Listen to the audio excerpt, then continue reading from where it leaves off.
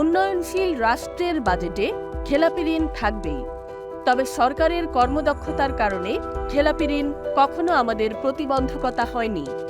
2013 থেকে 14 অর্থ বছরে বাজেট ছিল 2,22,000 কোটি টাকা, খেলাপি ঋণ ছিল 40,000 কোটি। বাজেটের অনুপাতে তা 18%।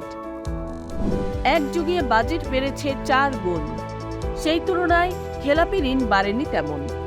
2023 থেকে 24 অর্থ বছরের প্রস্তাবিত বাজেট 7,97,000 কোটি টাকা, খেলাপি ঋণ 1,82,000 কোটি টাকা, আনুপাতিক হারে তা 22%।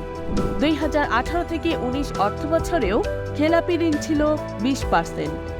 কিন্তু এই সময়গুলোতেই এসেছে ইতিহাসের সর্বোচ্চ সমৃদ্ধি। প্রতি বছর বাজেট বাস্তবায়িত হচ্ছে 92 থেকে 97%।